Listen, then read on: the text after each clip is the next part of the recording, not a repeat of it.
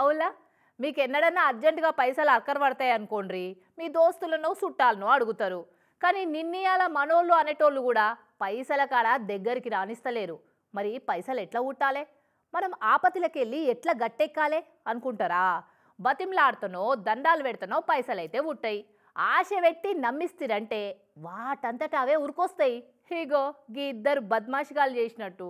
అదేందో గాని గొర్రె కషాయాన్ని నమ్మినట్టు ముంచేటోళ్ళని నమ్మి అప్పులు ఇస్తుంటారు కొంతమంది అయితే.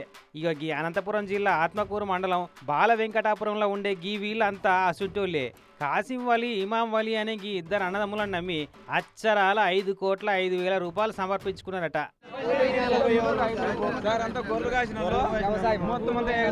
ఇప్పుడు కంప్లైంట్ ఇస్తారా పోలీసులకి?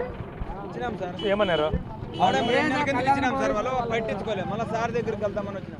ఊళ్ళో ఉండే రైతులు సుట్టపోలే అంతా, ఆడోళ్ళు మొగోళ్ళు అని ఏం లేదు, అందరి దగ్గర బరికిర్రు ఇద్దరు.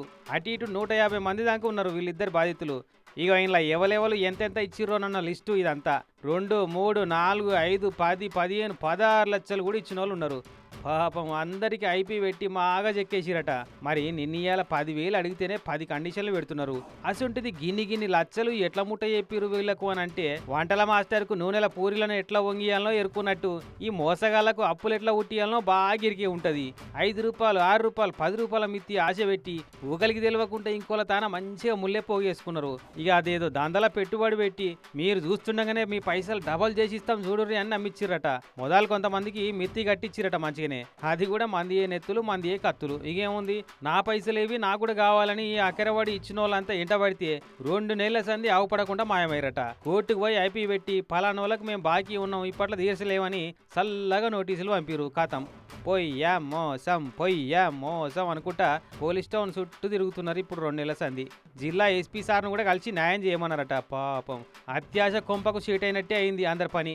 5 కోట్లంటే చిన్న ముచ్చట్న. ఎంత ఎంజాయ్ చేస్తుర్రో తీసుకున్న వాళ్ళు కానీ ఎవ్వరు ఎంతెంత కష్టపడి జమ చేసుకున్నారో మొత్తం ముళ్ళగట్టుకొని మాయమైరిపో దొంగ లెక్క.